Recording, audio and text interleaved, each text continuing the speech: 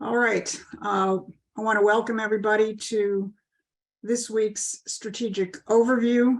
It's September 19th.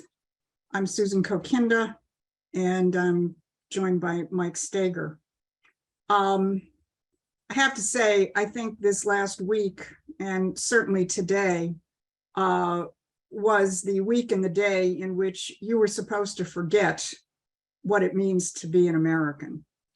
We have been bombarded and inundated by coverage of the passing of Queen Elizabeth. We have seen really quite extraordinary response from many nominally conservative publications, mouthpieces, and so on, extolling the beauties of the British Empire over the course of the last week plus since Elizabeth passed away. And I think we here at LaRouchePAC have a very important role to play. We're pretty infamous over the decades in terms of going after the British royal family, going after the Queen of England, putting out the very famous book in the mid-1970s entitled Dope Incorporated, Britain's Opium War against the United States, which resulted in the very hackneyed charge from our enemies in the intelligence community that Lyndon LaRouche says the Queen of England pushes drugs, as if she's pushing nickel bags on the corner. But in truth, the British imperial system indeed is behind those and many kinds of evils. So rather than celebrating the British royal family, we should be very much reminding ourselves that we did fight an American Revolution against precisely the evil of this British imperial system. And I want to share the screen very briefly with you because our colleague Bob Ingram, who's going to be presenting a very important class on Saturday, which I'll come back to, has a post on our website, which is entitled, "The Danger When Patriots Lose Their Minds. We are American citizens, not British subjects." And I encourage people to read this, but I want to scroll to a very important quote that he highlights, one we've singled out on many different occasions. But I think on today, it's especially important to reflect on what Henry Carey, who was a great American economist and a critical advisor to Abraham Lincoln, what he wrote in 1851. I'm going to read this. Two systems are before the world. One looks to pauperism, ignorance, depopulation, and barbarism. The other to increasing wealth, comfort, intelligence, combination of action, and civilization. One looks toward universal war, the other towards universal peace. One is the English system, the other we may be proud to call the American system, for it is the only one ever devised, the tendency of which was that of elevating while equalizing the condition of man throughout the world. And I really want to stress that last phrase, elevating while equalizing the condition of man throughout the world. And that quality of, which really is another description of progress and human advance, and the increasing ability of nations and civilizations to increase their power over the universe, that is indeed uniquely the intention of the American system of political economy, and was very much embedded in our founding fathers' minds as they fought the American Revolution and created this nation. I think Donald Trump remembers what it's like to be an American. It was certainly reflected in his Ohio speech at Youngstown this weekend. And I think there was a very important reference in there to the last conscious American system Republican president that we had, William McKinley in Trump's discussion, which reflects the fact that Trump indeed certainly has got the impulse to revive and expand on this American system idea. We too remember what it is to be Americans. We had a very important conference this weekend, and I encourage people to, again, go to our website because we did a very, very important conference on the so-called energy crisis, which is a man-made, or I will say, imperial system-made crisis, gripping Europe, gripping the United States, because it simply is a result of the policy, of the imperial policy, of the oligarchical policy to prevent progress, to prevent growth, to treat human beings like animals, to be culled, as Prince Philip or Prince Charles, one of them, now King Charles, said at some time in the recent decades. And the solution to the energy crisis, while you can talk about the specific technologies, exciting new potentials that we have in front of us in terms of thermonuclear fusion and other things, the solution to the energy crisis is just go back to actually being Americans and reinstating the American system of political economy, which purpose is to grow, which purpose is to advance, which purpose is to elevate human beings as we develop our societies. And I would remind people, because many people point to the Great Reset and the World Economic Forum and their very open and conscious policies to send us tumbling back to the Middle Ages, if not before. But I'd like to remind people that before you had the WEF, the World Economic Forum, you had another set of initials, the WWF, the World Wildlife Fund, which was launched by Prince Philip and Prince Bernhard of the Netherlands many decades ago. And this really was, in a sense, the one of the origin institutions for the entire green movement, the entire environmentalist movement, which has simply been repackaged by the World Economic Forum. So Mike is going to fill out the strategic situation from this standpoint, but I really want to encourage people to think more deeply about this question of the British Empire.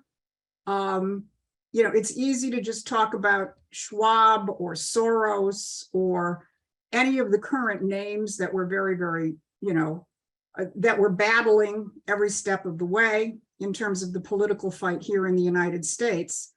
But that's got to be more than just a set of nouns and individuals.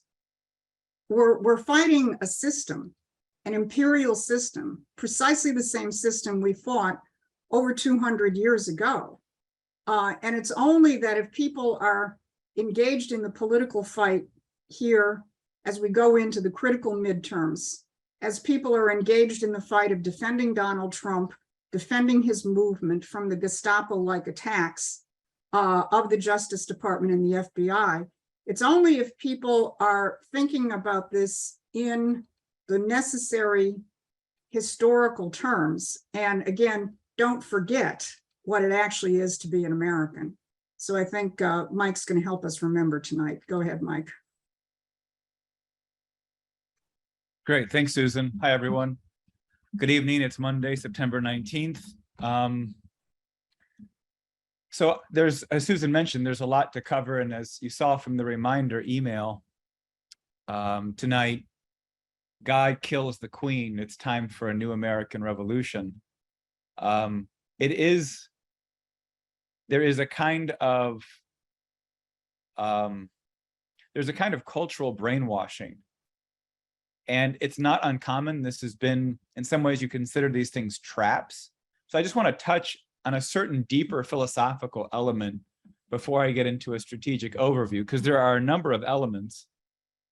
The situation with Trump and really what's been exposed with the FBI coup ongoing, over 6-7 years now. Situation in Russia, Ukraine, and Europe. And then the midterm elections. I think those are the three things we really have to keep an eye on and are the strategic pressing factors, all of which is in the context of a blowout of a system. And some people have before said, well, how do we define the system? We've talked about this on a previous call discussion. We looked at the drug issue, where over 100,000 young people, highest cause of death amongst people 45 and younger, is now drug overdose.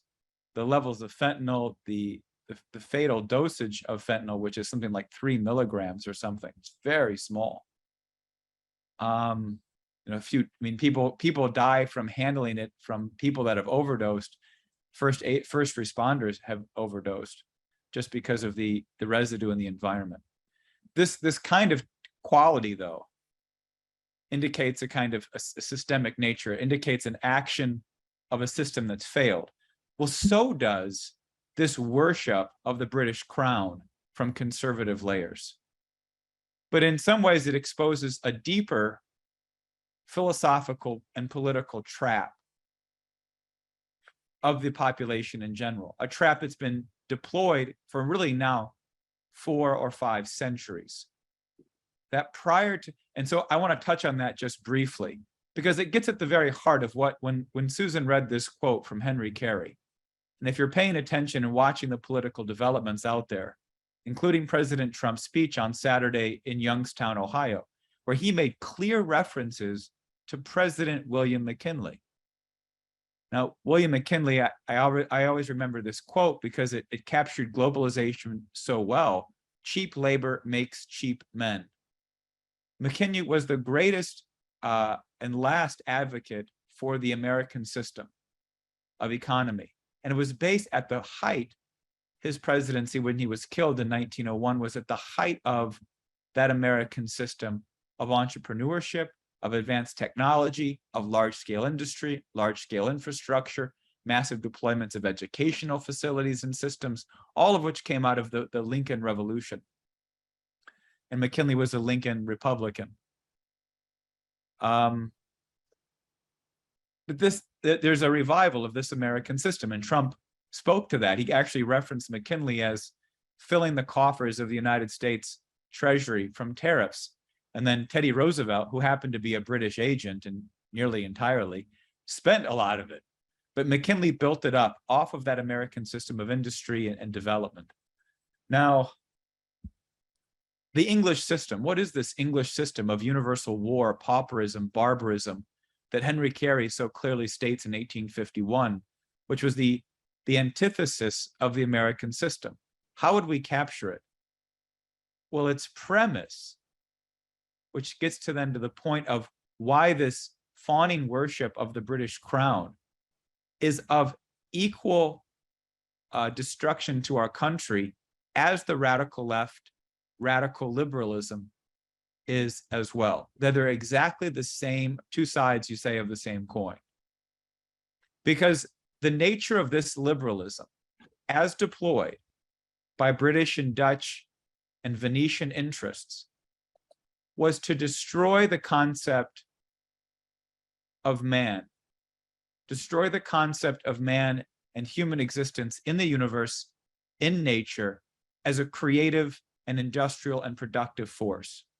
That's what emerged out of the Renaissance. That's what emerges out of Machiavelli's thought. Contrary to what everyone spins it, the real question was sovereignty of nations, development of peoples, questions of language, coherence of thought and ideas directed towards the development of resources of nature. And that in doing so, and to do so, required a reflection upon mankind's image in the Creator. That one that had to be a self-conscious cultural sense of identity. And then once that's deployed in industrial means, we reflected that by doing what? By proffering more human minds, more of the power in the universe to reflect upon the image of the Creator, which is what you would expect. If we were to act consistent with creation, then our actions as a civilization, as a society and a people would be to foster more of that power, whatever you call it, we call it human beings, but more of that physical power in the universe, to put it in more general terms, that is capable of reflecting upon that image of a creator and then to act reflexively and participate in creation. That's the success of any society. That's what physical economy is premised on. That's Lyndon LaRouche. That's the American system. And that comes out of the Renaissance. And there was a clear deployment. And Bob Ingram, who's going to be giving the classes this next 2 Saturdays, has actually written a very good book that gets at where this began to develop. A Venetian conspiracy to create a doctrine of liberalism that they couldn't suppress. They couldn't suppress this higher Christian conception that the old church ways, which ultimately get revived with the Inquisition, where the church is a tyrannical force to suppress, that Christianity suppresses and keeps that feudal order in place. That was no longer possible. And this Venetian conspiracy, adopted then by Dutch and then British financiers, supporting people like David Hume and Adam Smith, Jeremy Bentham, which is the epitome of this English system, say what we have to do is actually create a cult, what you might call a Manichaean cult. And that cult is going to be premised on no longer is the question of creation, both one of physical and also spiritual dimensions, but that ultimately that it's the higher spiritual or questions of realm of ideas, access to principles that we have that then allow us to act upon creation in all its expressions, both in the realm of domain of principles, but also in the direct domain of transformation of our planet, our societies, our cities, the moon and Mars, and so on. But it's a single unified creation. They say, let's go back to the Manichaean cult, the same that Augustine addressed, the same that goes back thousands of years.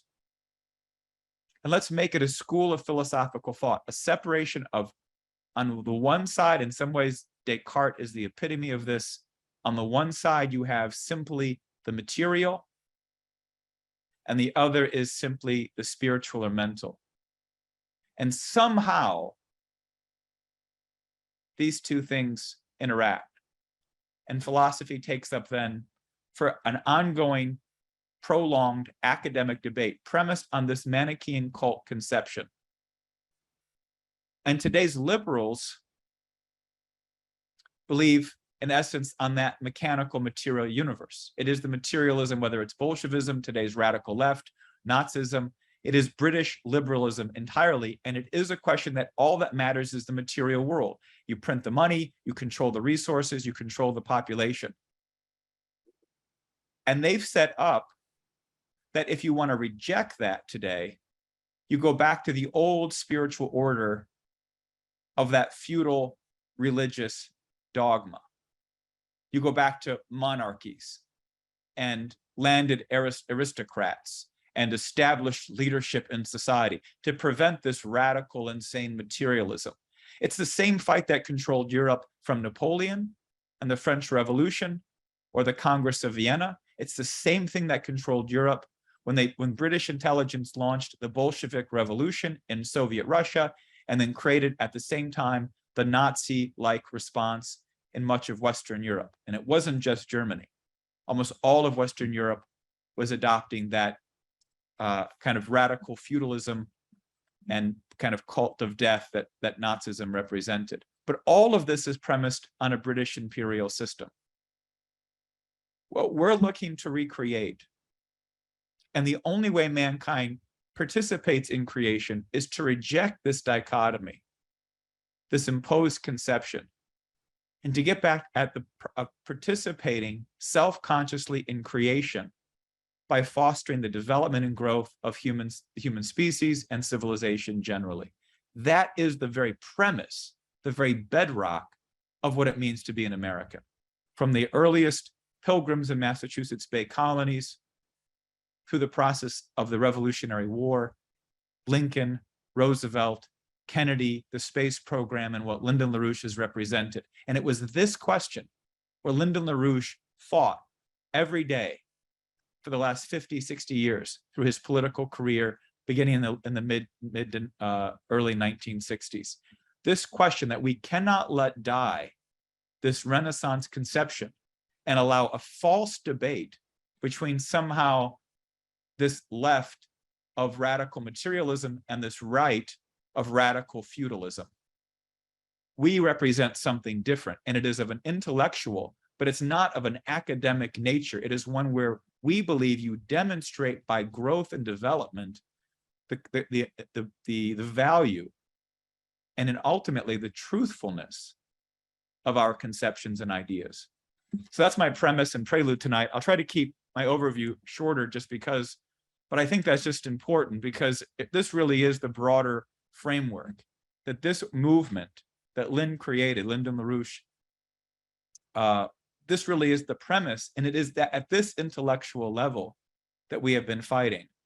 And the American system of economy is really just an aspect of this greater intellectual fight.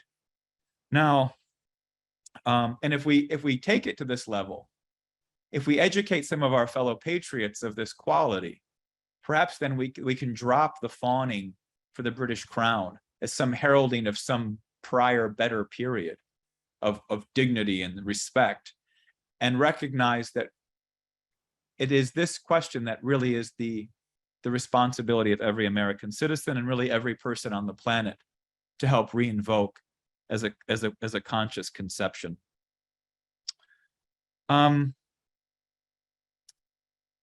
So let me just, because I referenced the situation both in Napoleon and then early 20th century, the situation in Ukraine is really reflective, and the Russians very much see it the same way. So as we talked last week, this Ukrainian offensive has been basically, from what's described from various sources, a slaughterhouse. Ukrainian troops ground down in the thousands, 4,000 or 5,000 troops ground down to gain some little space of territory where the Russians did a very controlled and conscious retreat.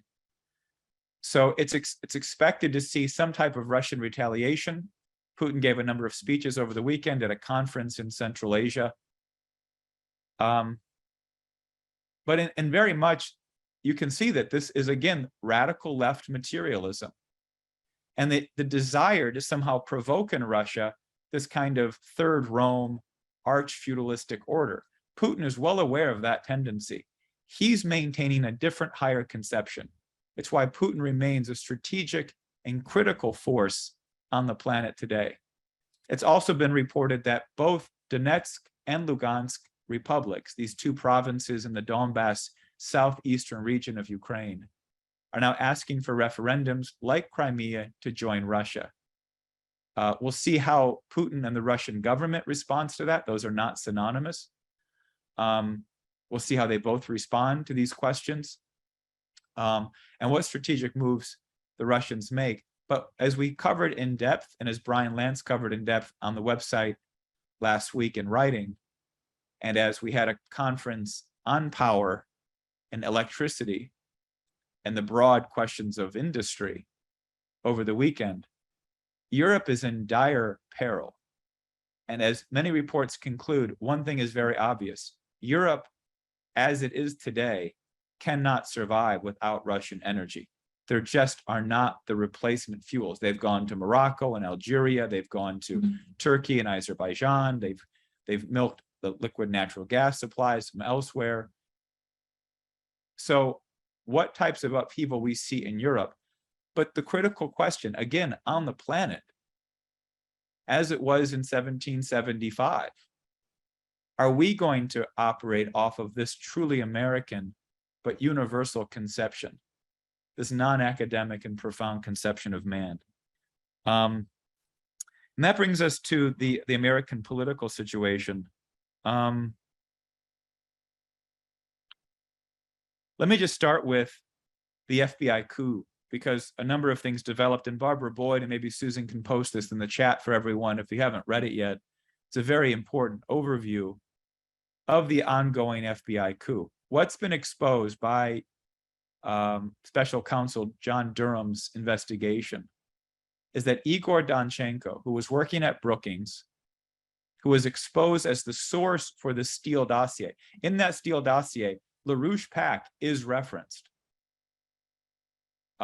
We were considered an element of threat to this entire British operation, by this British operation, regarding what Trump was threatening to bring to bear. And you see this now with this revival of the American system.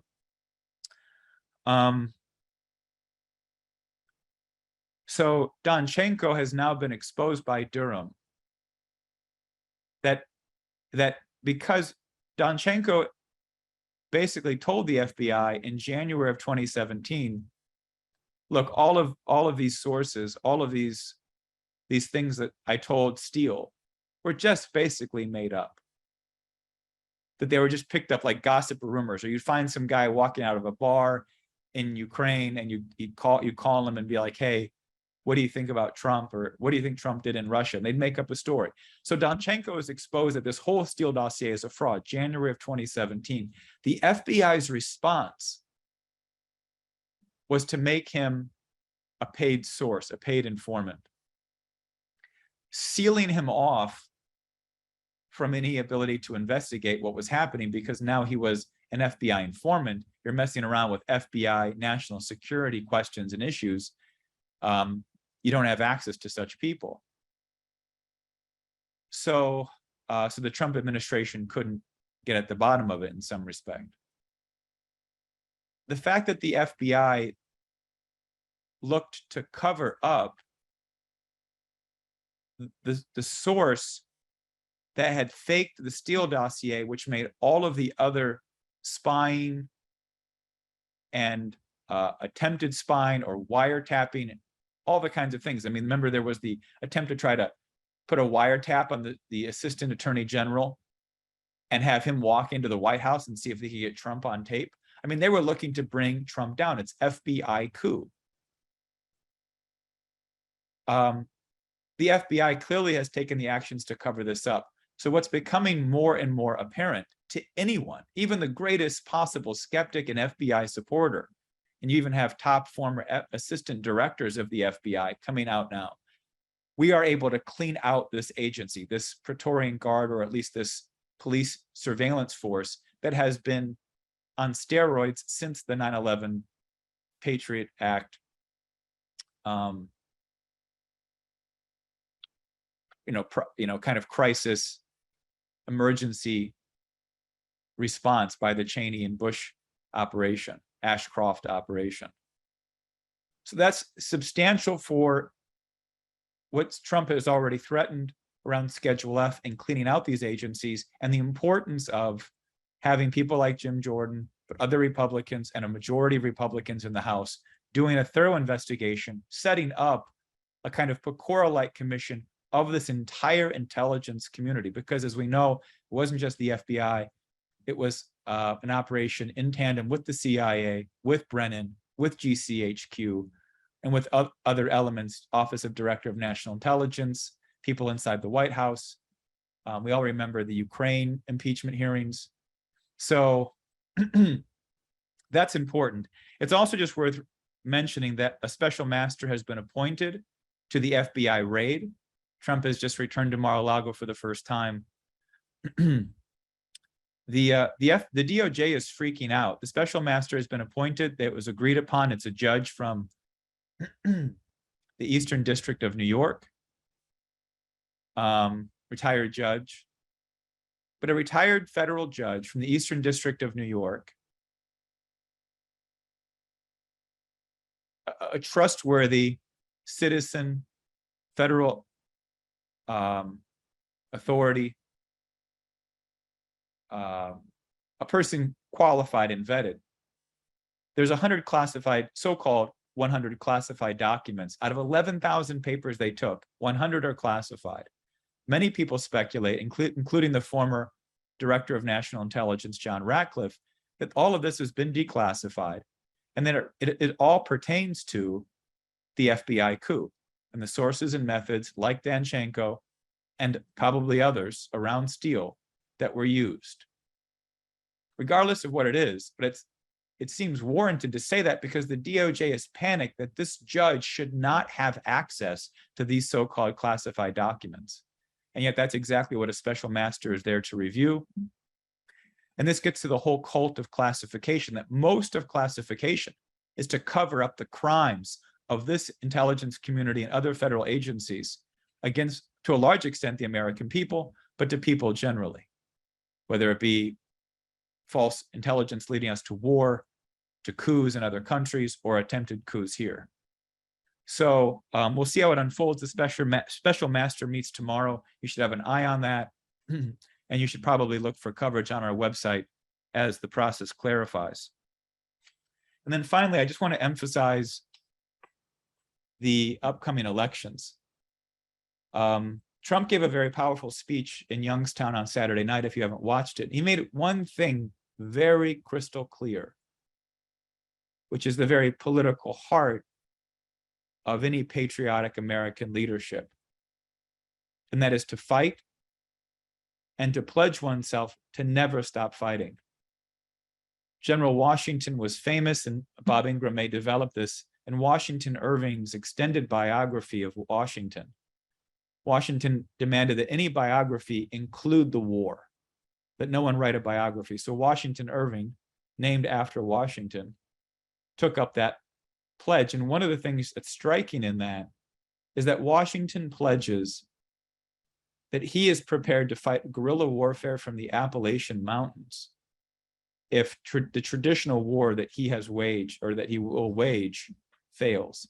And as Bob Ingram has covered in previous classes, which you should certainly catch if you haven't, Washington was an extraordinary general.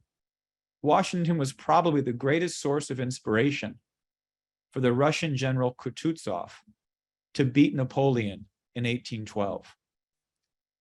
Washington shifted and changed warfare from that point forward because of the quality of success he waged with a citizen army dedicated to a higher principle. And Trump pledged that he will never, he said, almost to paraphrase, but almost to quote, I will never stop fighting for the American people, and we will never stop fighting for the American people. And that really is the critical question. Because all of the things we've seen over the last few months, the inflationary bills that have been passed to bribe constituencies and demographics, mostly to bribe pundits and lobbyists. The polls you see, I mean, remember the polls in 2016, they said, New York Times said Trump had a 5% chance in winning. They said Biden was going to take Wisconsin, I'm sure many other states, was going to take Wisconsin by 7 points in 2020. If he took it, which of course is the question, but that reported he took it by 0.5%.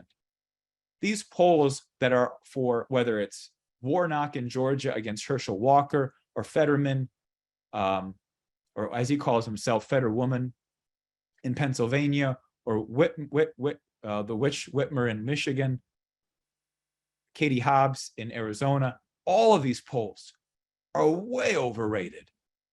You shouldn't believe him for a second.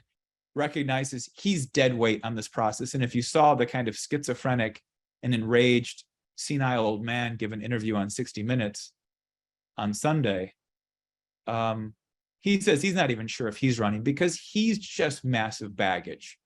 He's way down. And they say he's in the 40s. He's certainly in the 30s at best. But the point is not the antics.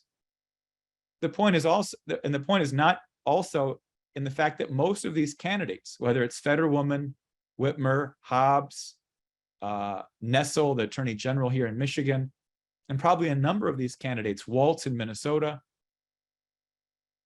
in Wisconsin, they don't want to debate.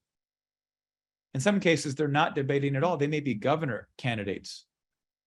They're not debating. US Senate candidates, not debating. Or if they are debating right before the election, after mail-in balloting and all of those early ballots have already been cast, or hopefully they've already been cast is what they're thinking, that we can use enough propaganda, enough trickery, enough cynical deceit, we can herd the population. And that's the funny thing, is that we're not merely animals living in some kind of Manichaean world where there's some kind of mystical spiritual sense of things, and then there's the hard mechanical reality of death and destruction. We don't live like animals in that world. We are human beings. The Renaissance's view was to capture a truthful sense of what it means to be human.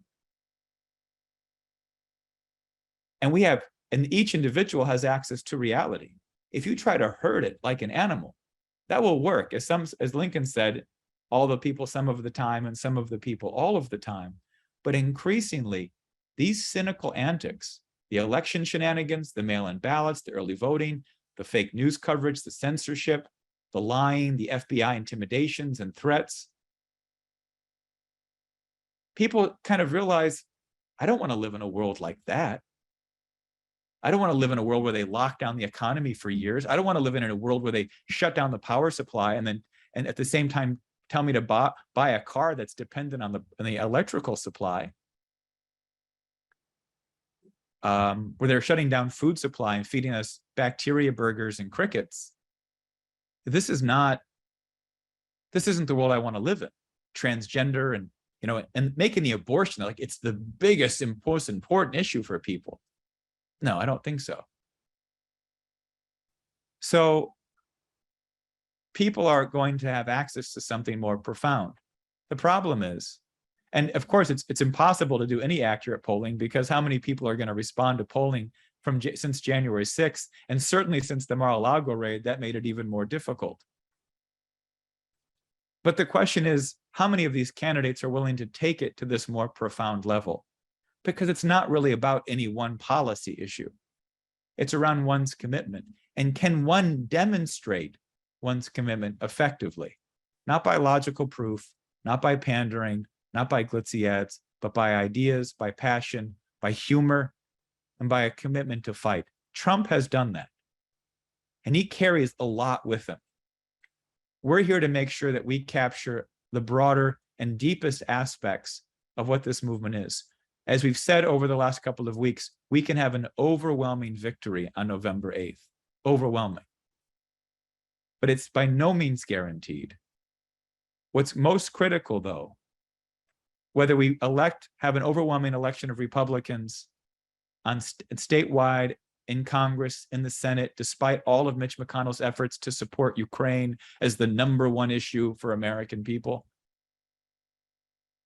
is that we have a stronger, more coherent movement.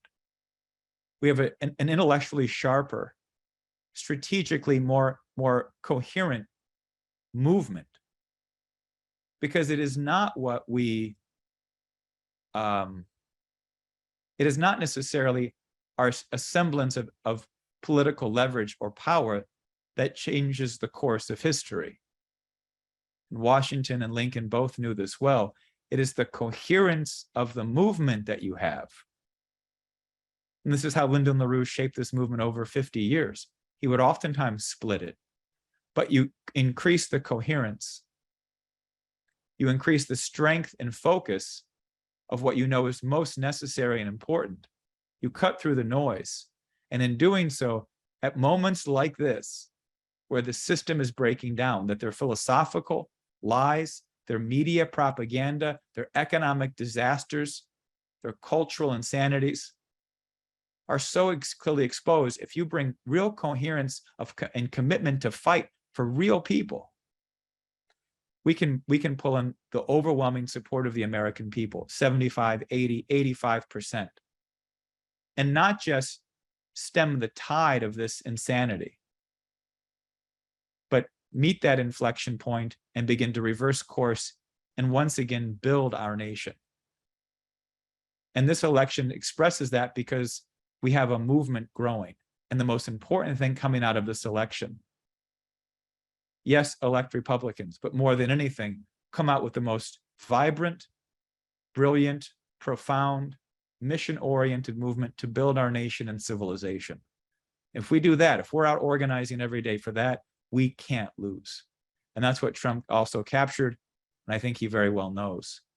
And that's why we can win. So Susan, I'll leave it there. And then I think we might have some reports and maybe with some questions and other surprises. Okay.